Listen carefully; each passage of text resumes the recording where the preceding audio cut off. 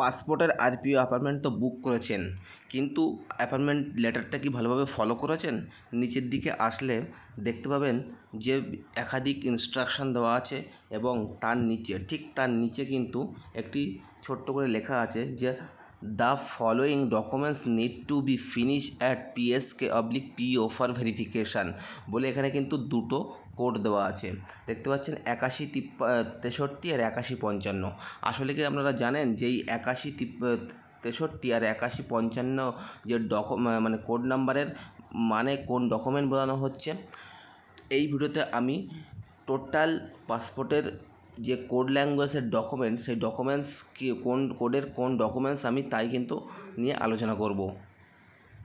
অর্থাৎ ভিডিওটি যদি আপনারা মনোযোগ সহকারে সম্পূর্ণটা দেখেন তাহলে কিন্তু আপনাদের যে আরপিও অ্যাপয়েন্টমেন্ট আপনারা বুক করেছেন সেই একটা অ্যাপয়েন্টমেন্টেই কিন্তু আপনাদের যে আরপিওতে অবজেকশান এসেছে সেই অবজেকশান কিন্তু ক্লিয়ার হয়ে যাবে এবং অবজেকশান ক্লিয়ার হবার 7 দিনের মধ্যে কিন্তু আপনাদের বাড়িতে আপনার পাসপোর্ট চলে আসবে।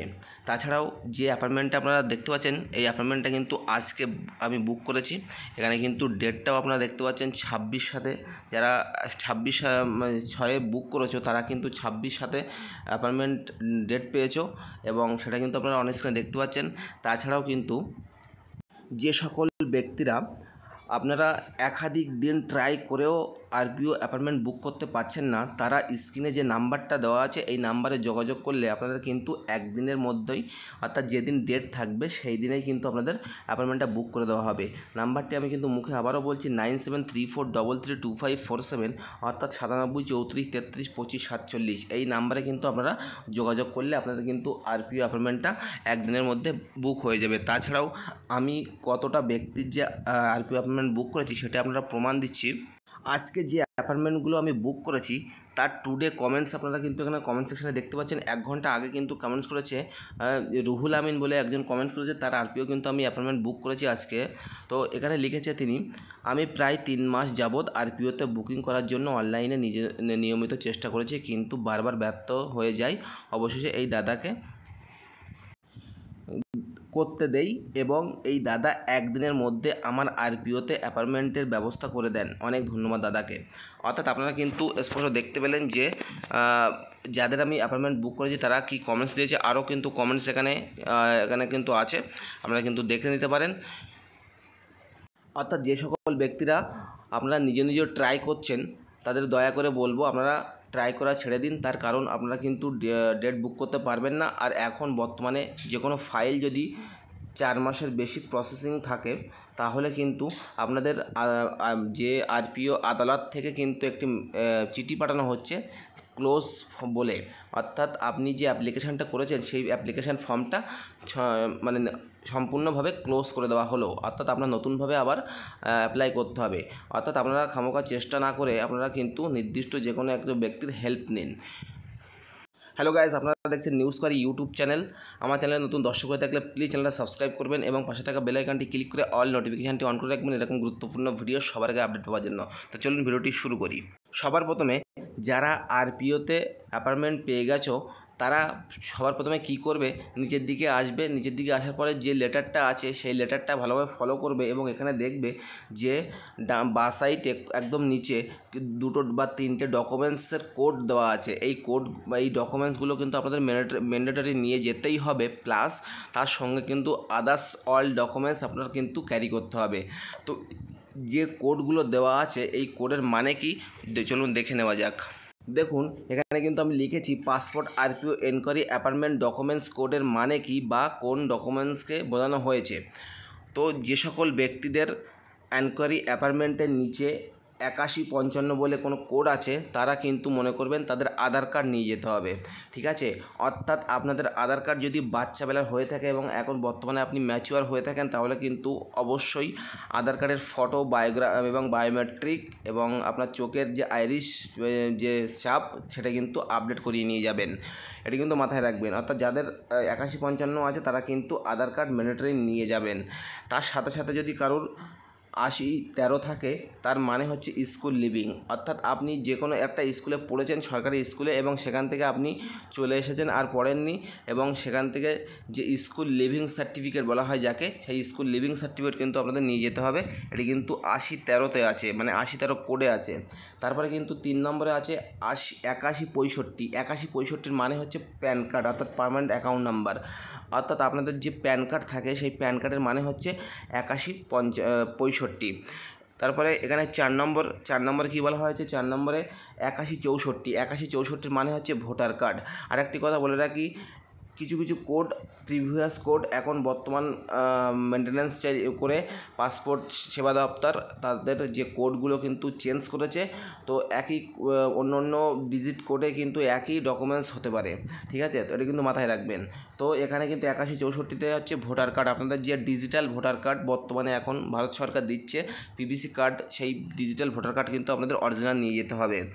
5 নম্বরে কী আছে, 5 নম্বরে আছে 81-63। 81-63 মানে হচ্ছে আধার কার্ড, অর্থাৎ আপনাদের যে আধার কার্ড, ইলেকট্রনিক যে আধার কার্ড তাকে বলা হয়, তাকে কিন্তু আধার বলা হয়। সেই 81-63তে কিন্তু আধার কার্ড বোঝানো হয়েছে।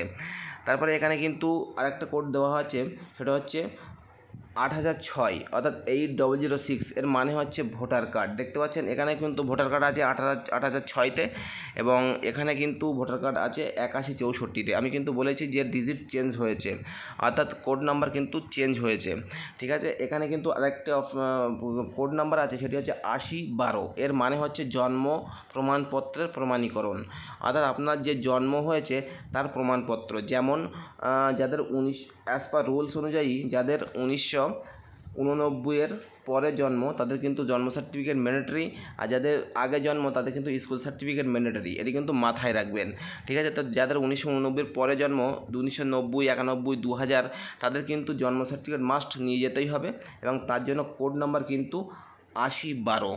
এবারে কিন্তু এখানে আছে কারো কিন্তু ওল্ড পিপিটি। এই ওল্ড পিপিটি কিন্তু কোডটা লেখা আছে, এর মানে হচ্ছে পুরনো পাসপোর্ট, অর্থাৎ আপনাদের পাসপোর্ট আজ থেকে 10 বছর আগে করেছিলেন, এবং তার সেই পাসপোর্ট এক্সপায়ার হয়ে গেছে, আপনারা রিনিউ করতে দিয়েছেন। তো সেই পাসপোর্ট প্লাস যাদের তৎকালে পাসপোর্ট করেছেন এবং ডিআইবি ভেরিফিকেশান কমপ্লিট করেননি, তাদের কিন্তু এনকোয়ারি অ্যাপয়েন্টমেন্ট লাগবে। তো সেক্ষেত্রে কিন্তু ওল্ড পিপিটি বা বা পুরনো পাসপোর্ট আপনাদের কিন্তু প্রয়োজন, সেটি কিন্তু অবশ্যই ক্যারি করবেন। তারপরে কিন্তু কারোর লেখা আছে যারা বাচ্চাদের ক্ষেত্রে অ্যাপ্লাই করেছেন তাদের কিন্তু অ্যানেক্সার ডি। অ্যানেক্সার ডি কাদের জন্য?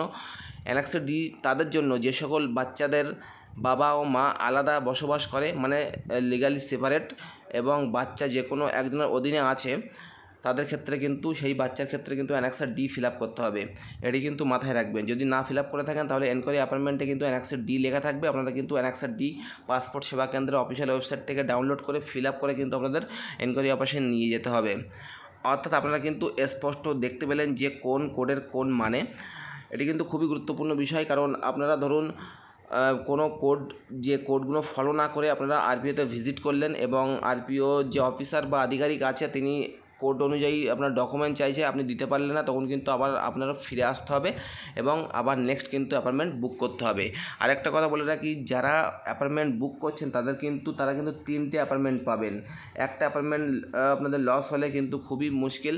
তো প্রথম অ্যাপয়েন্টমেন্ট লস হলে আপনার দ্বিতীয় অ্যাপয়েন্টমেন্ট লস হলে তৃতীয় অ্যাপয়েন্টমেন্ট, এই 3 নম্বর অ্যাপয়েন্টমেন্ট যদি আপনি লস করে ফেলেন তাহলে কিন্তু আপনাদের ফাইলটাই কিন্তু ক্লোজ হয়ে যাবে। আপনারা কিন্তু নতুনভাবে ফিল আপ করতে হবে, অর্থাৎ সেক্ষেত্রে আপনাদের যত টাকা দিয়ে আপনি ফাইলটা প্রসেসিং করিয়েছিলেন বিভিন্ন দপ্তরে, সেই টাকাই কিন্তু আপনাদের চলে যাবে এবং লস হয়ে যাবে। আপনারা কিন্তু নতুনভাবে আবার ফর্ম ফিল আপ করে নতুনভাবে টাকা জমা দিতে হবে, এটি কিন্তু মাথায় রাখবেন।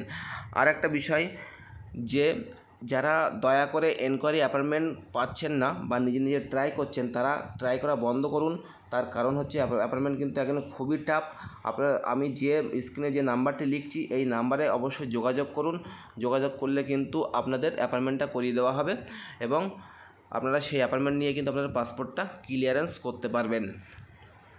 নাম্বারটা আবার আমি কিন্তু মুখে রিপিট করছি, 97 34 33 25 47, অর্থাৎ 9734332547। তাছাড়াও আমার ভিডিও ডেসক্রিপশনের নিচে কিন্তু আমি নাম্বারটা ট্যাগ করে দেবো, আপনারা কিন্তু সেখান থেকে নিয়ে নাম্বারটাতে যোগাযোগ করবেন। অবশ্যই কিন্তু আপনাদের এনকোয়ারি অ্যাপয়েন্টমেন্টটা বুক করে দেওয়া হবে।